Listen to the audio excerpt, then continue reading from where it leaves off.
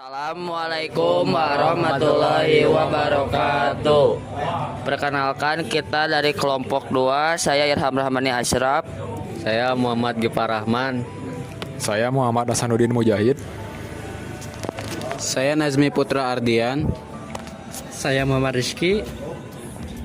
Saya Khalifah Khairunisa Fatimatu Zahra. Saya Keisha Rizky Hurnisa. Akan mempresentasikan tentang spyware. Baik, langsung saja. Yang slide pertama yang akan dijelaskan oleh Nazmi. Oke, di sini saya akan menjelaskan apa itu spyware. Spyware adalah jenis malware yang dirancang untuk semata-matai aktivitas pengguna komputer tanpa sepengetahuan mereka. Tujuannya untuk mencuri data pribadi, melacak kebiasaan browsing, atau mengambil kendali sistem. Di sini ada ciri-ciri komputer terinfeksi spyware. Yang pertama, kinerja komputer melambat. Lalu yang kedua, ada aktivitas internet meningkat tanpa alasan jelas. Yang ketiga, perubahan pengaturan browser atau sistem. Yang keempat, adanya muncul iklan pop-up yang tidak biasa. Dan yang kelima, ada kebocoran data pribadi. Lalu di sini ada cara mengatasi spyware. Yang pertama, install dan jalankan perangkat anti spyware. Contoh Spybot, Malware by Test. Selain program antivirus, pengguna juga dapat menggunakan program anti spyware yang khusus dirancang untuk menghapus perangkat lunak berbahaya ini. Lanjutan yang kedua, yaitu lakukan pemindaian sistem secara menyeluruh dan rutin. Langkah yang harus diambil adalah memindai perangkat dengan program antivirus yang andal. Program antivirus akan mendeteksi dan menghapus spyware yang terinstal pada perangkat. Lalu yang ketiga, yaitu jangan membayar untuk menghapus spyware perangkat lunak berbahaya. Ini sering terinstal melalui program-program yang mencurigakan atau tidak dikenal. Jika Anda mencurigai adanya program yang mencurigakan, sebaiknya program tersebut dihapus dari perangkat. Lalu yang keempat, rutin update antivirus. Memiliki antivirus saja tidak cukup jika tidak melakukan update secara berkala. Update antivirus memungkinkan program tersebut untuk mengidentifikasi dan mengatasi spyware yang semakin canggih dan kompleks. Pastikan untuk selalu melakukan update antivirus setiap kali tersedia. Cara menghindari spyware. Pertama, jangan asal klik iklan yang mencurigakan. Sangat penting untuk tidak mengklik iklan yang mencurigakan atau datang dari sumber yang tidak dapat dipercaya. Iklan yang mencurigakan biasanya menjanjikan hadiah atau penawaran yang terlalu bagus untuk menjadi kenyataan, atau meminta informasi pribadi atau data sensitif pengguna. Yang kedua, ada tautan pada email. Perusahaan seringkali menerima kiriman email dari pihak yang mengaku tertarik dengan produknya atau ingin bekerja sama dalam hal tertentu. Namun, biasanya scammer akan menyisipkan tautan yang ternyata saat diklik akan mengunduh spyware ke perangkat Anda. Yang ketiga, memasang antivirus. Memasang perangkat lunak antivirus adalah salah satu cara efektif untuk mencegah spyware. Antivirus adalah perangkat lunak yang dirancang untuk mendeteksi dan menghapus malware, termasuk spyware yang menyerang komputer. Antivirus dapat bekerja secara real-time, yaitu memindai setiap file yang diunduh atau dibuka oleh pengguna, atau melakukan pemindaian sistem secara berkala untuk mendeteksi malware yang tersembunyi di komputer. Selanjutnya, cara menghindari spyware. 4. Menggunakan layanan Disaster Recovery as a Service. Disaster, yang artinya bencana, diartikan sebagai peristiwa yang waktu terjadinya tak dapat diprediksi dan bersifat sangat merusak.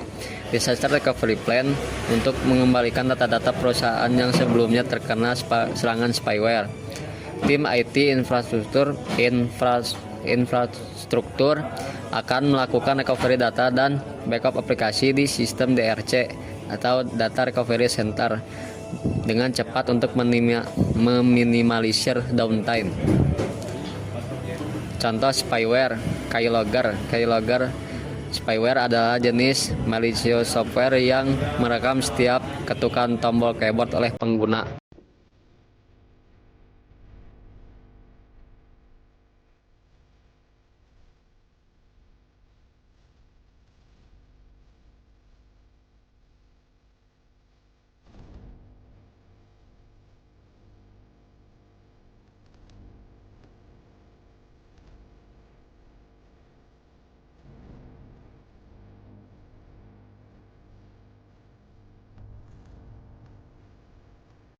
Yang kedua ada adware.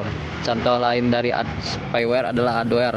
Jenis spyware ini menjalankan aksinya dengan menampilkan banyak tampilan iklan pada halaman yang diakses pengguna. Meski secara umum adware hanya mengganggu user experience, namun ada juga yang dapat membahayakan privasi hingga keamanan akun pengguna. Downloaded a free app and suddenly your browser's flooded with pop-ups. You might have just installed app. Lalu, yang berikutnya adalah Trojan. Trojan merupakan jenis malicious software yang menyamar sebagai program atau aplikasi yang dimiliki oleh pengguna. Manager langsung ke disable, dan disinilah virusnya mulai bereaksi. Tampilannya mulai bergoyang-goyang, tampilannya mulai flashing-flashing seperti ini, tidak nyaman, dan kurang lebih virus ini akan berjalan selama 5 menit. Di sini tampilan sudah ada mulai seperti ini tampilan sudah mulai tidak enak nih ya. Tapi teman-teman kalau mau buka aplikasi yang lain, ini masih normal, masih aman. Dan disinilah memunculkan icon-icon yang tidak jelas. Ini tampilan kiri atasnya, mulai di gini-giniin seperti itu. Tampilannya akan mengecil, dan ini adalah fase terakhir ya. Nih, ini masih bisa kita ganggu dengan start, dan oke, virusnya akhirnya merusak. Langsung operating system not found Oleh pengguna. Lalu contoh selanjutnya ada 4 password theft.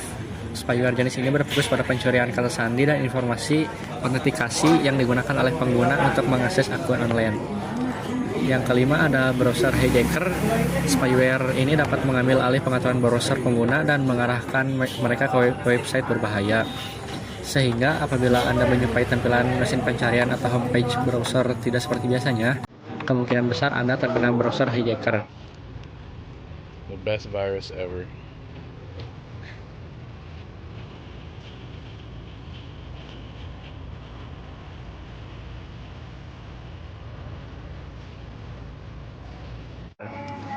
Yang keenam ada rootkit.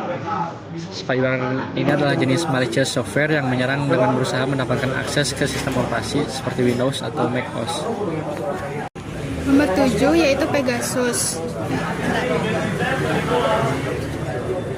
Contoh nomor 7 yaitu Pegasus. Contoh lain dari spyware adalah Pegasus. Jenis spyware ini sering digunakan dalam serangan cyber terhadap target-target tertentu. Contoh nomor 8 yaitu RAT atau Remote Access Trojan. Jenis spyware ini dapat memberikan akses jarak jauh ke perangkat yang terinfeksi kepada penyerang. Contoh nomor 9 yaitu spyware mobile. Spyware ini ditargetkan pada perangkat mobile untuk mengakses data pribadi dan informasi sensitif pengguna. Nomor 10 ada tracking cookies. Meskipun tidak selalu dianggap sebagai spyware, tracking cookies dapat digunakan untuk mengumpulkan data tentang kebiasaan penjelajahan pengguna. Lalu ada studi kasus impor dan penggunaan spyware invasif 2017 sampai 2023. Menurut laporan Amnesty International sejak 2017 sampai 2023, sejumlah institusi pemerintah di Indonesia mengimpor produk spyware atau alat pengawasan yang sangat invasif yang dilakukan Polri, BSSN atau yang disebut Badan Cyber dan Sandi Negara. Lalu selanjutnya kasus ini berdampak pada potensi pelanggaran terhadap privasi warga, kebebasan berekspresi, dan pengawasan yang tak transparan. Kesimpulannya, penanganan spyware bukan hanya soal menghapus program berbahaya, tetapi juga membangun kebiasaan keamanan digital yang baik dengan kombinasi antara teknologi, perlindungan, dan kesadaran pengguna. Penyebaran serta dampak spyware dapat diminimalkan secara efektif.